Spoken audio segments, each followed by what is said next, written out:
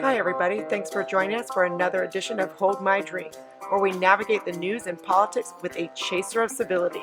I'm your host, Jen, inviting you to grab your favorite beverage, sit back, and imagine with us how to create a new American identity together. Welcome to this week's Hold My Drink. We are recording for President's Day today. And I have with me my frequent guest and co-host, W.F. Twyman Jr., who goes by Wink.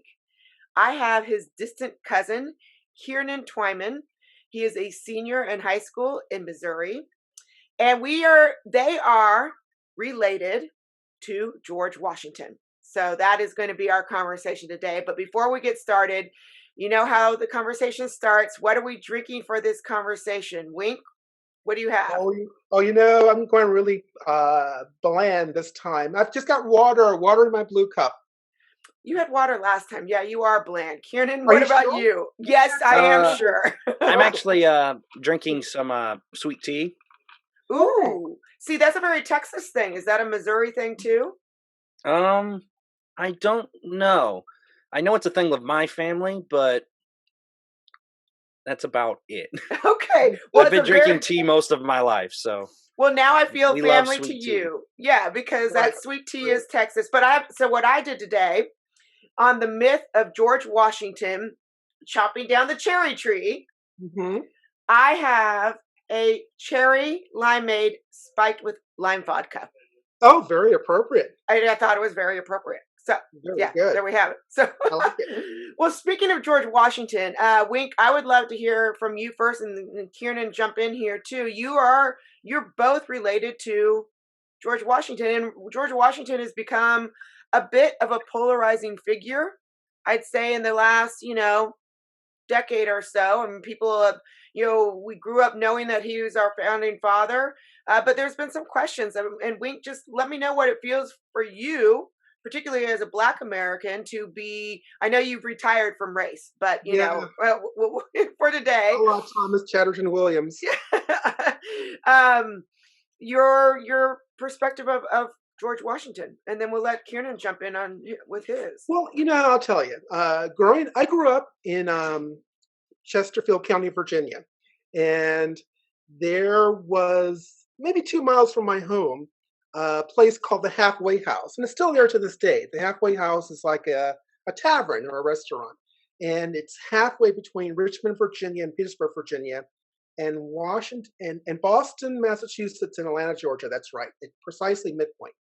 And I remember as a youngster going by the Halfway House, and they were very proud of the fact that George Washington had stayed at the Halfway House when he was president. And that's not uncommon, I gather, in America. There are many places that still have plaques to the fact that George Washington stayed here or dined here. So why is that? What would make a man so epic in his life that he would be remembered like that to this day in 2021, centuries after he passed away? To me, there would be no United States of America without President George Washington. It is amazing to me how this orphaned as a teenager, developed the sense of self in the character and the ambition to lift himself up into the founding father of our country. He was not college educated. I think his education stopped in grade school, but he was ambitious. Good Lord, he was ambitious. He managed to finagle himself into a position with the Virginia militia at the age of 21. He was shot in the Wilderness Campaign not once, not twice, not 3 times, 4 times, and still survived. And the Native American chief at the time said, you know, there's something about this man. He's unstoppable. And that Indian chief, the Native American chief, was so right. I just think that there are few people in world history, let alone Virginia history or American history, that are comparable to Mr. Washington.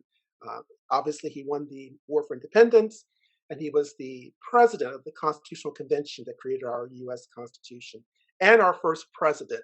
And with no precedent to guide him, made such wise decisions in the future that guided all future presidents. Now, did he own slaves? Yes, he did. I think he may have owned over 300. I think 300-ish. Yeah.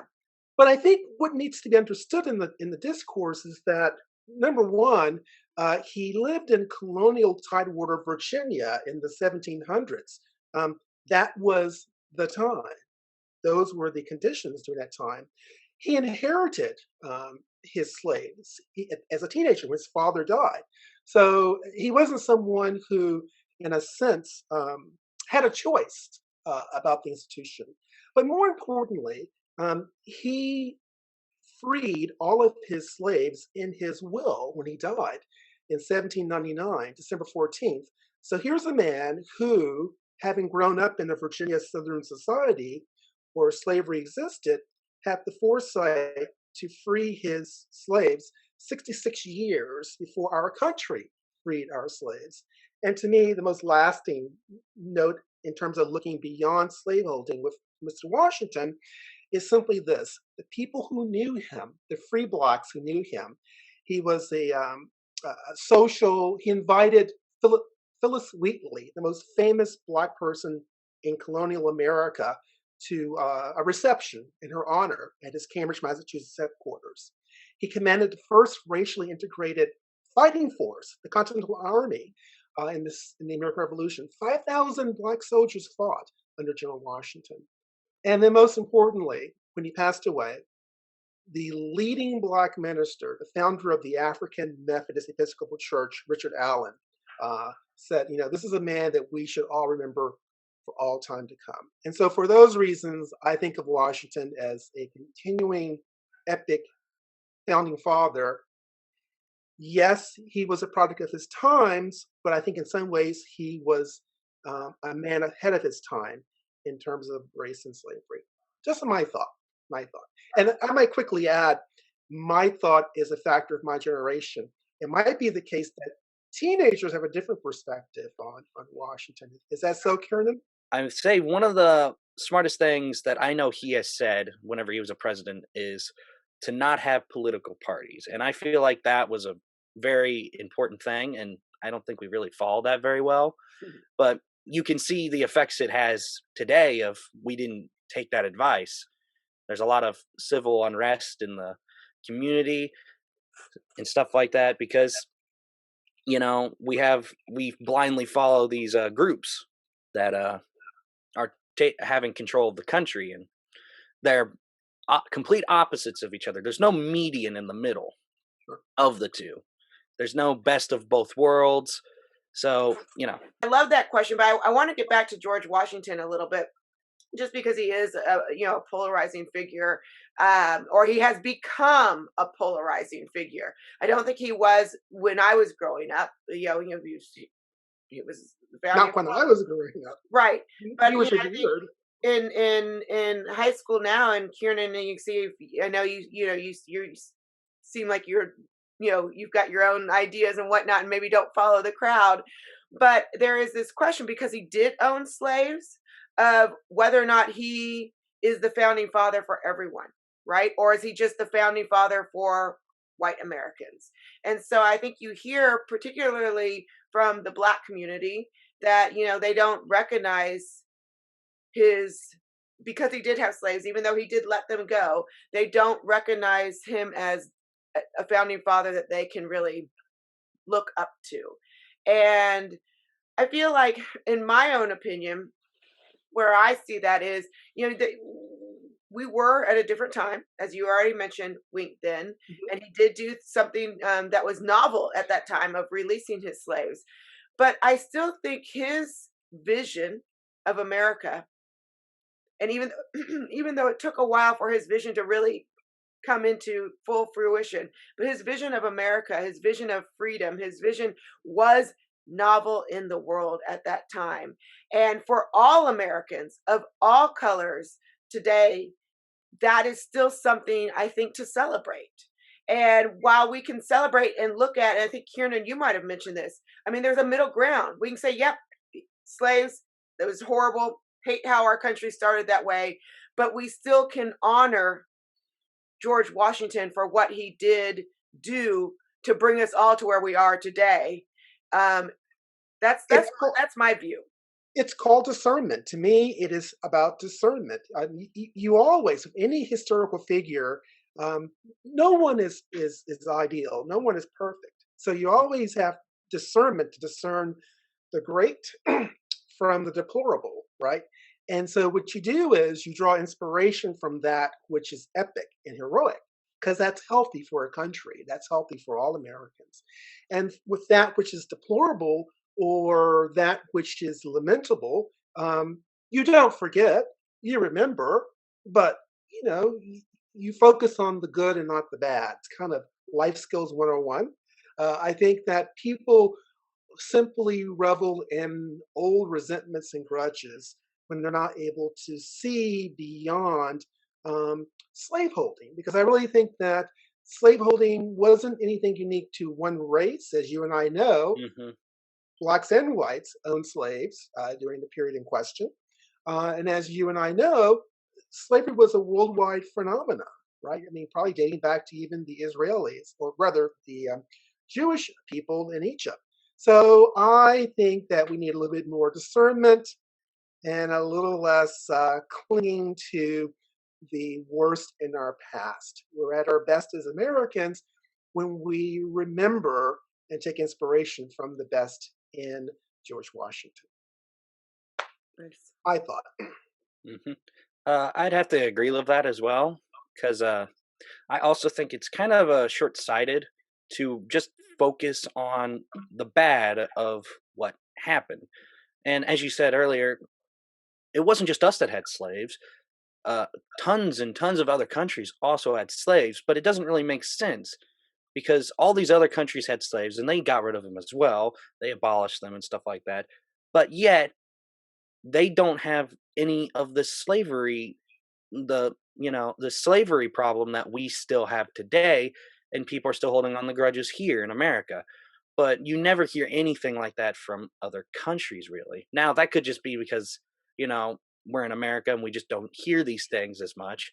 But even other countries are hearing about our these complaints of the Black Lives Matters riots and all that stuff, and well, protests as well. Some of them were peaceful protests, and it's kind of crazy to me that we hold on to such a thing that happened so long ago that it doesn't even really affect our lives that much anymore. Because, to be honest, it wasn't the slavery that brought on these racial problems that we seem to have still today. It was really the aftermath of it, and the fact that these people didn't like treating the old slaves as equals. It wasn't the slavery; it was the release of them, and then the people were resenting that they now had to treat the people that they used to own and pay money for to keep and do their jobs for them, and now they had to treat them equally as people. And to be honest, nowadays that doesn't really affect my life that much, except for whenever it's like national news. I have no problems of black people. I most time I just try to just see them as a person. I most time only use the word black or white or uh, Asian or anything like that to use as something you would say to say, oh, they have red hair, blonde hair. Sure. It's just a description of somebody, and it doesn't really change us because we're all the same. We're all the same people. And if We I just can have join in different with names. that, this may be something Kernan knows or is not aware of. Um, if you look at Oak Lawn was the ancestral home of George Twyman III, born in 1731, died in 1818. He was the moderator and first recorder of the um, Buck Mountain Church in Earlysville, Albemarle County, Virginia. But the point is, Oak Lawn was the home of the Twyman family for generations until the Civil War. And so when the Civil War happened, everything changed, right? There are stories of General Custer rummaging through the cupboards in Oak Lawn looking for food for the soldiers. Um, when the war was over and Reconstruction began, the family lost the home. Oak Lawn was lost because the Twymans, couldn't pay the taxes on the property. And so it was sold off in an auction. So by the 1960s, the white Twymans, descendants who were living in Oak Lawn, they had no electricity. I don't think there was running water. They shivered. I'm not sure they had cars. So I compare the condition of the white Twymans in 1960 or 65 to the black Twymans, people that I knew and grew up with. They had red brick homes, they had running water, they had electricity, they had probably, you know, fancy dancy cars. And so if you looked at those two sets of Twymans, one white shivering in the cold at Oak Lawn in the 1960s, and the black Twymans kind of riding high on Twyman Road in Virginia, it makes you wonder to what degree should we still talk about the lingering effects of American slavery? Because I'm not sure there's causation there. It seems to me, at least with the Twymans, that the scales had kind of been evened, if not a little bit more, in favor of the white Twymans by the 1960s. But Kiernan, you never hear that. People never talk about instances where in old families, the tables were turned economically. What's so cool about doing these podcasts with you, Wink, and with your distant cousins is something that Kiernan just said. He tries to look at everyone as a human, and you two are meeting for the first time. And we're different intergenerationally, we're Oh, yeah. different racially, and we're just here like having a conversation with that idea that Kiernan just said. We're just all humans trying to figure out our humanity and move forward. And I love seeing that. I love hearing that also from one of your younger cousins, because I know. this is your youngest cousin that we've had on our podcast. When I think about issues involving George Washington, for example, Mhm. I only think heroic, I think epic, I think visionary, I think ambition, I think leadership, I think destiny. I think a man with his bare hands who bent history towards the creation of a new country. I always think of it in those terms. But I fear for the teenage generation, all they see is oppression, slavery, white man, white privilege, white fragility, institutional. Those are different words. You know what I mean? Those are Mhm. different slogans to understand the world. So I guess my question is, do the ways in which I look at Washington no longer make sense in the here and now? Well, for me, I'd say they'd still make sense, Okay. especially I guess around here in this parts of Missouri that I've lived in. It depends on just where you live. So around here, it's more countryside. We're more kind of old fashioned in a way. Sure. Traditional. While in cities, they're more progressive and they think more about these things. Well, and that's why I asked the question about the modern day George Washington, because I think that one of the things that was so striking about that gentleman is that to a large degree, people recognize that his leadership redounded to everyone's benefit, right? There were few people, particularly once he won the American Revolution, who competed with him for leadership. I think he ran unopposed or was Mhm. nominated by acclamation for president maybe Yeah. once, if not twice. They wanted Um, him to go 3 times as well, but he exactly. decided not to. That's right. That's right. He could have gone for very many years as Oh, he could have president. been a dictator. He He could could have be been a a monarch. Yeah. Yeah. In fact, that was one of the things that King George III was so astounded by was that George Washington voluntarily gave up control. Yeah. He's one President, of the only but presidents, to be honest, that actually, instead of increasing presidential power, he actually limited it.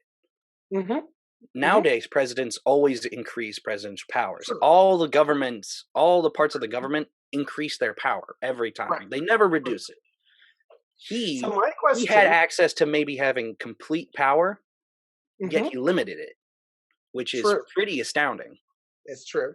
So my question is, how do we find and develop young leaders who, like Washington, transcend boundaries, right? Who can see both the urban and the rural perspective and the suburban perspective. How do we do that? Because I think so often people only see whatever perspective they grow up in. So, for example, if you live in a urban area, that's kind of the perspective you take on life. If you live in a rural area, that's your perspective. But how do we develop leaders who encompass all of those perspectives? What do you think? How do we do that? Because I think that's where the next George Washington resides. And I agree with you. And Kiernan, you take us home because I'm almost done with my drink, but I think that's a fabulous question to end on. How do we do that? What are your thoughts? Coming from middle Um, America, where rural middle America, which you've already said is very, very different. How do we transcend those divides? I'm not entirely sure of that. To be honest, I will try my best to answer this question as I can, but I don't think I'm really the one that should be answering this type of question because Oh, I okay. haven't lived in the world long enough to really understand everything and get both sides. So, I've been here all my life basically, and I've not seen too much of the other side of things, the other side of the coin. But I think it just goes up to having basic human decency of being able to uh, sympathize with the other people and to not focus so much on this tiny little detail in a picture. Instead of, so say you're looking at a painting and it's a painting of our country or something like that. And most of the time, people will look and they will focus on the one thing that is wrong with the painting. Or another example that I've heard of this exact process is a math teacher is doing questions on a board and writing out answers for those questions. And he randomly picks one to do wrong. And all the students tell him focus on the one that he did wrong out of like the 10 or so he does. But when he's finished, he tells them that you focused on how they only noticed the one he did wrong, but didn't notice all the ones he did right. He did all of the rest of them right except one. And I think we should start looking at a broader perspective. We only look at this tiny little picture. We need to look at the big picture to understand everything. So, with George Washington, going back to him, where a lot of times we're too busy looking at either how great he was or too busy looking at what he had. He had slaves. There was other things that he did. I'm pretty sure he did because people aren't perfect. And the thing is, too often we look up to people that are supposed to be role models, and we look at them as infallible. And we need to quit doing that because it leads to having these problems. We look on the people uh, too easily. We don't think for ourselves. We just follow the horde. We just follow everyone, and you can see that in different parts of the world. Well, different parts of the country. You can see that with people following political parties. They just blindly follow. They don't ever think about what they're doing. They just see whatever side that they are on. They just vote for those. They don't care who. And I think we need to kind of quit looking at things is either infallible or only looking at the bad part. We need to look at all of it, be objective. And I think that's a lot of the problems we have nowadays. Yeah. Maybe you'll be the future George Washington. I don't know about that. I'm just a little man from middle Missouri in tiny little town. Well, you do have Washington in your blood, so That's there's that. Both of you do. Well, it's been such a pleasure. Thank you Hmm. guys both so talking to me as to see the different views, like I said earlier, both intergenerationally and racially of our founding father on President's Day. well. Thank you, Jen, for the opportunity. And the great thing I love about this conversation is, at least to me, race was irrelevant. It was really more important was getting to know Kernan, distant cousin. Thank you for listening to this episode of Hold My Drink.